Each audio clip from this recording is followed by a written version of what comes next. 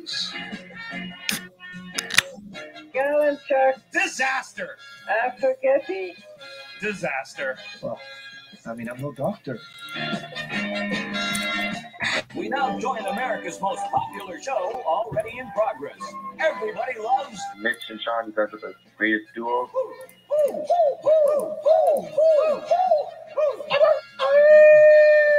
Fantastic. That team sure did suck last night. They just plain sucked. I've seen teams suck before, but they were the suckiest bunch of sucks that ever sucked.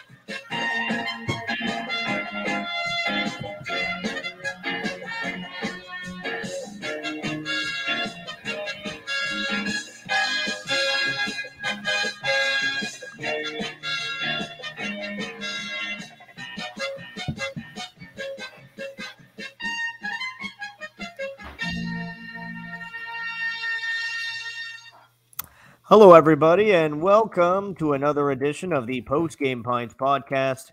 My name's Mitch Gallo with Sean Campbell. This is episode number 91. Ooh. And Sean, of course, like we do every episode, we got to thank some of our proud sponsors, including LaBrosse Brewery and Cunningham's Pub. I could go for some beer and wings right now. 91. All right, pop quiz. Mitch Gallo. Yeah. Your favorite 91 of all time? You know what? Does Joe Sakic at the Olympics count? Sure, it does. Can you say Joe Sakic properly at the Olympics? Joe Sakic. Yeah, I'm going to go Fedorov. Fedorov. I'm going to go Fedorov. Current day, maybe Tyler Seguin, the best number 91. Yeah, maybe not. I wasn't really looking for best. I was looking for maybe favorite on that one. Maybe okay, I'll stick with Sakic then. Yeah. Although I did quite appreciate Sergei Fedorov. Yeah. In his prime, especially with the Red Wings. Yeah. So I like that. So I know we're talking hockey right now, but Mitch today on the Post Game Pints podcast, and we were talking about beer and wings this past weekend. Lots of beer and wings watching NFL divisional weekend, which was probably the craziest weekend of football of all time. And I know recency bias, whatever you want, but wow. For me, I was blown away. Even as a Packers fan, I can appreciate the entirety of the weekend. I'm still a little upset, and maybe we'll touch on that. But I feel like we have to talk a little NFL today on the Post Game Pints podcast. Well, that's fine, and we're leading up to conference championship weekend, so that adds to it too. So let's talk of football. And you're right, Sean. And here's the best thing about what we saw last weekend. 4 games, all 4, you didn't know who was going to win at the beginning of the fourth quarter. They were all right down to the wire. And some surprises in there, specifically your team losing. But both number 1 seeds are gone. Hey, maybe bye weeks aren't that great a thing. And we just saw some high-quality football. Mm-hmm. And every game was so different between the cold Lambeau Field and a game decided on special teams, the game between Cincinnati and the Tennessee Titans, where it was a game that came right down to the wire on a last-minute field goal. Some cocky kicker. Yeah. And then, of course, the 2 on Sunday, with the game being decided in the final moments of the game, and then the one in overtime. So it's just like, man, oh man, if you're a sports fan, it's hard to top that, and it really just shows you why the National Football League always gets it right. Yeah, well, the NFL's got most sports fans. They got him right there. They got him right there. All right. So why don't we start quickly with the rapid fire around the NFL? We'll get to some hockey. We got random sports thoughts coming on later and a pop quiz going back and forth. But Mitch, can anybody stop the Chiefs with the Titans out, with the Bucks out, with the Packers out? To me, it's the Chiefs' Super Bowl to lose. Now, last weekend, we know anything can happen, but the Bills are out too. Can anybody stop the Chiefs? Look, I don't think that the Bengals can stop the Chiefs this weekend. But I think in the Super Bowl, the LA Rams could potentially stop the Chiefs. I know that Matthew Stafford showed you something in the divisional round, and that was a big-time play to Cooper Kupp at the end of the game. to get the ball down into field goal range, and then the Rams kick it through and win a game that looked like it was slipping from their hands. I look at that team, and if there's any a team that can stop the Chiefs on offense, it's a team that can put pressure on the quarterback with Von Miller and Aaron Donald, and a shutdown corner on Tyreek Hill. That will be Jalen Ramsey. I really like that Rams defense going up and trying to stop the Chiefs. Now, would they win the game? I don't know, Sean. If I knew that, I'd be somewhere in Vegas right now placing wagers and sipping on a mojito. But I would say that if there's a team left that can do it, it's the Rams because of their defense and the way they've kind of built themselves for this moment. Okay, so Mitch, I love the Rams defense. I love the Rams defense so much. At the beginning of the season, when it came to fantasy football, I took the Rams defense probably higher than you should take a defense in fantasy football. Now, I did not do very well this year in fantasy football. Is it because I took the Rams defense too high? Maybe, because the Rams defense all year sucked. It really did. It wasn't great. It had all the names, and I know that they brought in people after the fact, and I've been waiting and waiting and waiting, and I know you've been high on the Rams, and I was high on the Rams too, but because I had their defense in fantasy football, and I watched their games, and I watched their games in disappointment when it came to the playoffs, and I was watching them play Arizona, I was like, oh, this should be a fun game. The Rams defense isn't that great. They impressed me so much. So what's really interesting here with the Rams is that first week against Arizona, the Rams defense showed me something that I've been waiting for a very long time. What happened in the second week?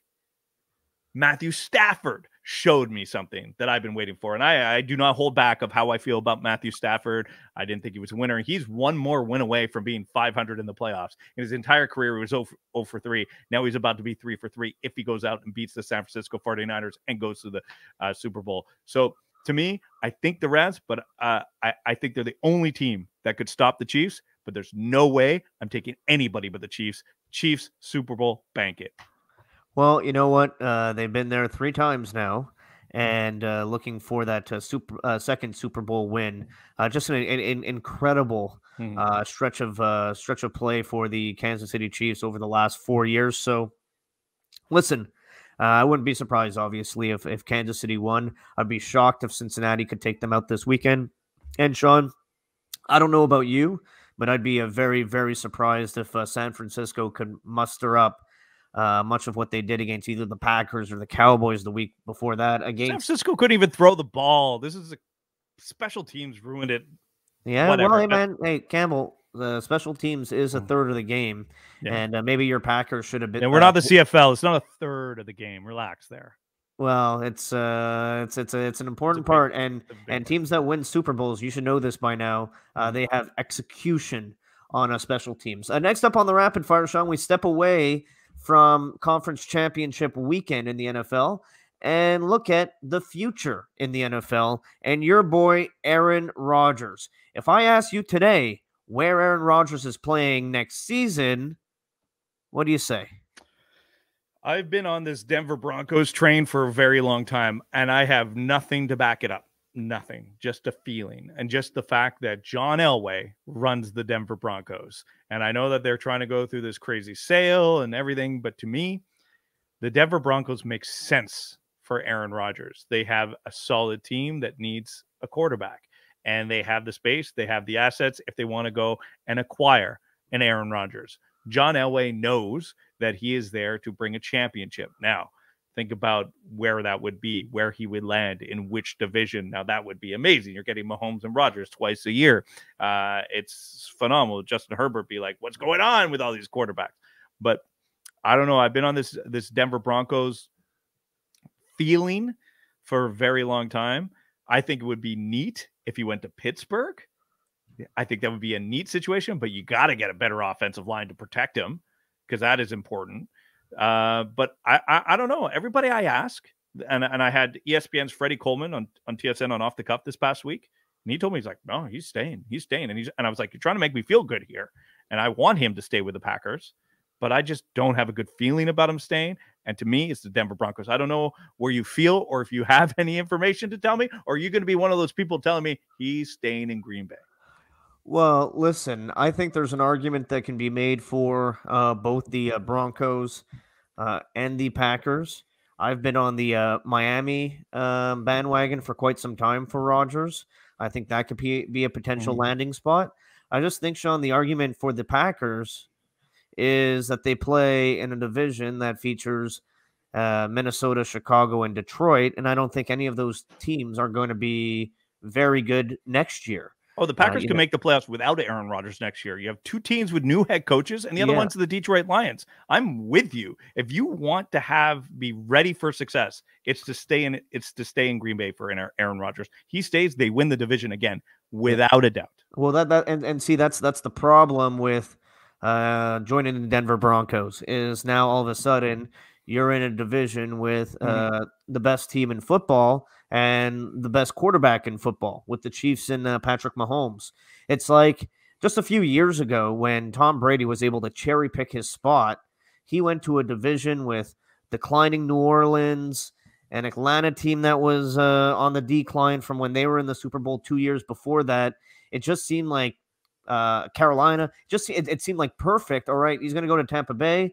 They have Godwin. They have Evans. They have a good offensive line. He's going to bring Brown and Gronk in, a coach that is going to let him do what he wants. It just seemed like it was such an easy decision for Brady to go to Tampa Bay and try to make his own legacy there. I think Rodgers wants to do the same. I just don't see a spot because even I mentioned Miami. You go against Miami, you're in the division with the Bills, and the Bills have Josh Allen, a really good team too. And it's the easiest path to success is probably with the Packers, but it just feels like that relationship is so strained at this time. He called his GM a friend this past week. He called him a friend. He said, "We have a friendship. He's my friend." I'm like, okay, maybe there's some hope. But I do think, and I have this feeling, Devontae Adams is going where Rodgers goes. I completely agree with that. But they are going to have to trade and then sign. That's a lot of money that you got to bring in. All right, one more for the rapid fire. Why don't you just give me your picks for championship weekend? I want to know your picks. You want to give me a little, don't give me winners, but give me a tidbit about the game. You don't have to give me a prediction of how many points, but give me a tidbit about the game. AFC, NFC. Let's start with the AFC, Chiefs and Bengals. All right, Chiefs and Bengals. Well, I'm definitely going with the Chiefs in this game, Sean, but I think it's going to be a shootout. I think we're going to see a similar game to what we saw between the Chiefs and Bills next week. And I think this is the week that Joe Burrow goes on like the big stage. And everybody next year will be hyping the Bengals and hyping Burrow because of how he came inches away from beating the Kansas City Chiefs with a great performance. I also look for big games from Jamar Chase and Joe Mixon. I just don't think it's going to be enough. But I think the Bengals are going to show everybody that maybe they were pretenders this year, but people are going to consider them contenders next year. I just think, and I'm with you, I think Joe Burrow has already shown that he's on the big stage. I'm very quickly falling in love with this quarterback. I just like his style. I like the way that he plays. I think that the Chiefs win double digits, 10, maybe 11 points. I think that they win that game. It's not going to be handily, and there's going to be a learning moment for Joe Burrow. That's my call. An uncalled INT, maybe threw in double coverage, he had too much confidence, or a fumble because he stayed in the pocket a little too long. I think there's going to be one of those learning moments for Joe Burrow, even though he's going to probably have 4 touchdowns in the game, and 350 yards. That's where I'm going to go. In the NFC, I'll start. I'm going to give you a defensive game-winning touchdown by the Rams, and they're going to beat the 49ers in probably a low-scoring affair. It's funny because I'm going at the Rams, and I was thinking of a tidbit similar to yours, but not exactly what you said. My tidbit is going to be the LA Rams will score more points on defense than San Francisco scores on offense. Well, San Francisco's offense sucks. I could tell you as a Green Bay Packers fan. Jimmy G threw 5 picks in that game, and the Packers should have had 5 picks because they kept looking at the receiver. If they look at the quarterback, the ball was like this. So, yes, the Packers defense played great, but they screwed up all those times they could have picked them up. Sorry, I'm going to shut up now. All right. Do we need to bring Dave Trentadue back in here? Yeah, or what? I just need Dave in the background while we do our random sports thoughts. It's been a while, Mitch, since we've done random sports thoughts. And it's always great because it brings back that thinking music that I like. You know, it just makes me feel a little bit different. It makes me feel down to earth a little bit. And makes me feel that I'm in the vibe of that random sports thoughts music. I'm not sure if I hear it though. I don't hear it. There we go. Now I hear it. All right. So, random sports thoughts. Would you like to go first, or would you like me to go first? I'll go first, Sean, and I'll start with the fact that I don't understand Montreal Canadiens fans when they say they don't want a recycled coach, but then they complain about the rookie coach that he doesn't have enough experience and that he's a junior level coach. Like, make up your minds. Make up your minds. Do you want a new coach or do you want a recycled coach? Because you can't have a new recycled coach. It's not how it works. You have to pick, Habs fans. Do you want recycled? Do you want Alain Vigneault or do you want Dominic Ducharme? Or no, they want it. They want an English coach. Never gonna be happy. They want an English coach that has 7 Stanley Cups. They want Scotty Bowman. And I know he has more than that, but that's my point. It's like, and I'm not. I don't need to get in a language debate, Mitch. You know what? I throw my arms up in the air because I've had that conversation too many times. The organization does what they do. So yeah, I'm with you on that one. I have a hockey one here for random sports thoughts. Team Canada was announced. That team is chock full of players that I can cheer for. You know how I feel about David Desharnais. You know how I feel about Jordan Wheel. You know how I feel about Mark Barberio. And then you get into the local guys just for Montrealers. Not even guys that played within the Canadiens organization, which there are seven players that played within the Canadiens organization. But this Team Canada, I can cheer for 100%. I'm with you. And there's a lot of great stories locally here too. With the Lac St. Louis Lions, I've been talking to our friend John Goyens. You know, he's had a lot of firsthand experiences with like 6 players on this team. So I have a lot of rooting interest in this tournament like you. I don't think they'll be able to match up with Germany or Russia specifically. But still, you never know. You might be able to pull off an upset and make your country proud. Sean, my second random sports thought is the fact that I believe the term generational talent is used way too much. People need to understand that generational talent means once in a generation.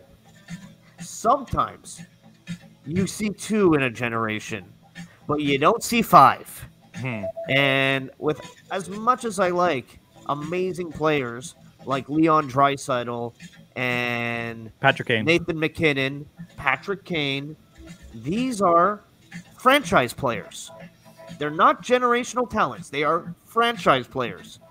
The generational talents I've watched play with my own eyes, the list is very short. It's Gretzky, Mario, Crosby, Ovechkin. Yes, 2 in one generation, I understand. Yeah. And Connor McDavid. That's it. That's my lifetime. That's your generational talents. Everybody else, Hall of Fame, franchise, worthy of having their numbers retired maybe.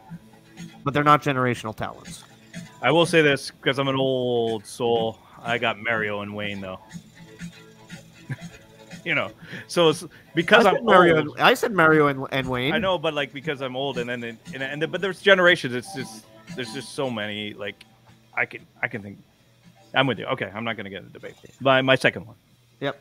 It's a random sports thought here for you.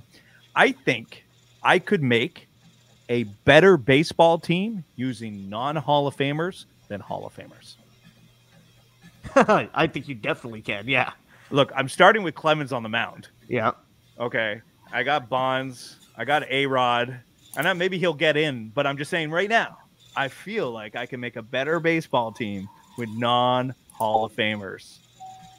Yeah, no, I'm totally with you. You got Mark McGwire at first. You got Scott Rowland at third. A-Rod at short. Alfonso Soriano at second.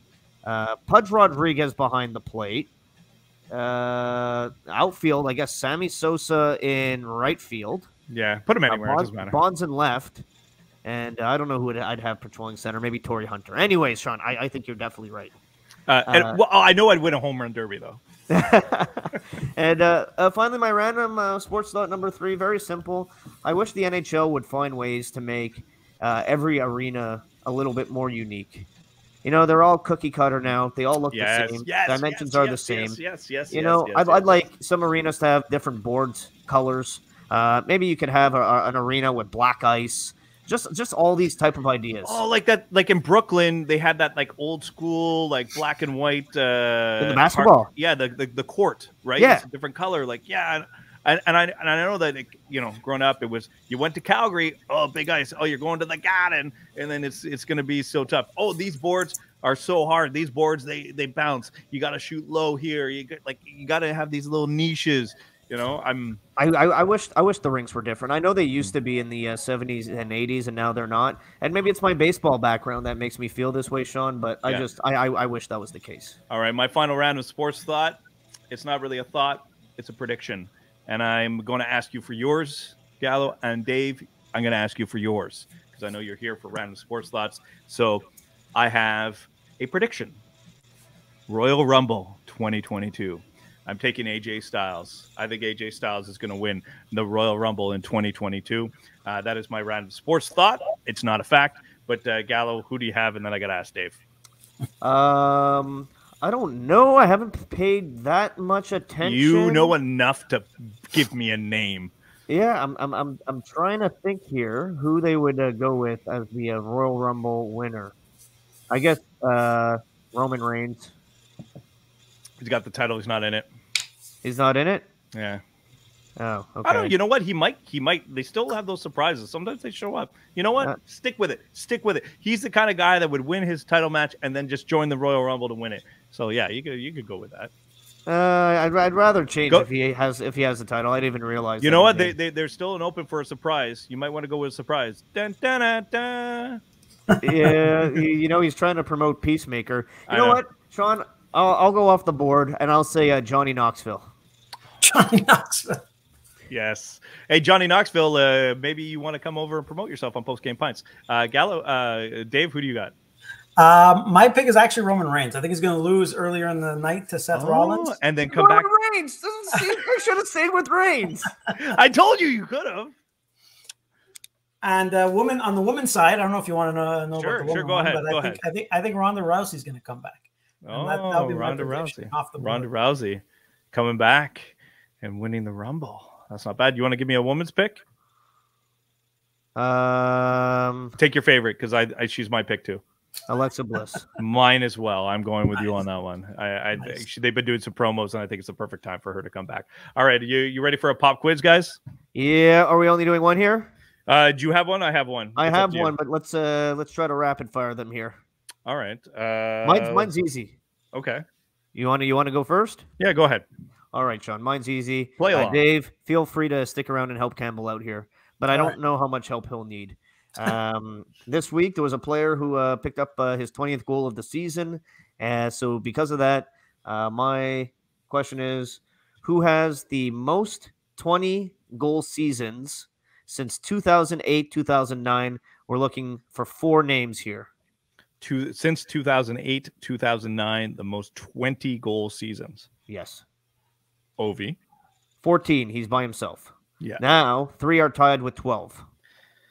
20-goal seasons. Patrick Kane. Yes, 12.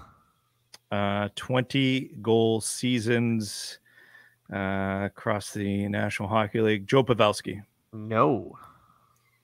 2008, 2009. Let's go with.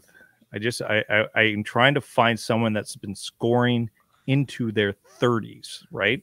Because if they started at that age, they're still scoring at a 20-goal rate into their 30s. Malkin. Nope.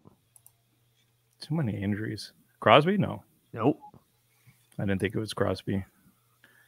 Let's see. Rapid fire. 2008, 2007. Dave, can I phone a friend? You're 2 for 2 on phone a friend. I don't know. The one, Patrick Marleau. Nope. No, he didn't score much near the end of his career, and you're hitting. So I'm trying to look for a guy that's probably about 34 right now. That's where I'm looking. Am I right with the age bracket that I'm looking at? I don't think one of the two is that old. Okay, so he just started earlier. He started as an 18-year-old. He did start as an 18-year-old, definitely. I don't think he scored 20 when he was 18, but he definitely didn't score 20 when he was 18. He had a tough 18-year-old Tyler season. Seguin. No. Oh, I was like tough 18-year-old season. I was just yelling out that name. You want to give me? I'm trying to think. One's a captain, and one is fat. Oh, Phil Kessel. Phil Kessel, 12. By the way, Phil Kessel might beat. I know everybody's all on Keith Yandel. I can't wait till he does. I've mentioned this. I can't wait till he does. John Spires? Nope. No, it's 12. It's 20 goal seasons. He was either drafted the year before or after Tavares, though. Thinking, captain, what team? I'm gonna buzz you guys. All right, buzz me away. Steven Stamkos. Oh, idiot! And he is the one that scored 20 this week. That's my bad. I should have had Stamkos. I apologize. Can I give you a very quick football pop quiz? Let's go. All right. So this pop quiz is because of the playoffs. Yep. I want to know, and clearly you know who number one is. It's your favorite football player of all time. Let's go, Tommy Brady. Most touchdown passes in the playoffs. I want to know how many wrong answers you get trying to get the top 10. You know 10. Tom Brady. I need top 10. Yeah. Do you think you could do the top 10? It's not that hard. I think I could. Playoffs. I think you could do it. I think you could get maybe 2 wrong answers before. Number 10 might be tough for you to remember, but I think you can get the rest. Okay. Roethlisberger. Number 7, 36 touchdown passes. Manning is number 5, 40 touchdown passes. Russell Wilson, number 12. Oh, first wrong answer. Rodgers is number 2, tied for number 2. Favre, number 4, one below Rodgers. Kurt Warner is number 9, 31 touchdown passes. So think. Okay, so the next, there's 3 remaining. They're not so you're Drew missing Brees. one. Yeah, sorry, that's the one you're. So you got all the ones of your generation. Okay, there are 3 remaining that are a little bit out of your generation, but you know them. Steve Young, no, incorrect. The other guy, Joe Montana. Yes, he's number 2 with Aaron Rodgers with 45. And now you have to think of 2 other guys outside of your. Think championships for one. Think touchdown passes. Nope. Do you think one touchdown passes for the other one? And movie with Jim Marino? Carrey. Yes. And the other one is on TV. Collinsworth? No, he's a receiver. Oh, yeah. Championships. Oh, I think He's got phone a friend. Phone a friend. Last one. He's number 10. Dave, you said you think he's on TV. Terry Bradshaw? You got it. Terry Bradshaw, Tom Brady, Joe Montana, Aaron Rodgers, Brett Favre, Peyton Manning, Drew Brees, Roethlisberger, Marino, Warner, Bradshaw. There is your all-time passes. And by the way, Patrick Mahomes is 12, and he's only been in like 4 playoffs. Yeah, well, after the season, he'll be in the top 10. Yeah, easily. All right, Sean, that's all the time we have on the Post Game Pints podcast. Dave, thank you very much. And of course, as always, don't forget to click, listen, subscribe, and comment. We love the support. Hit that, smash that, press that comment button. And also thanks to our great sponsors in LaBrosse Brewery and Cunningham's Pub. Yeah, thank you to everybody. How's that for your entertainment value? Click. Very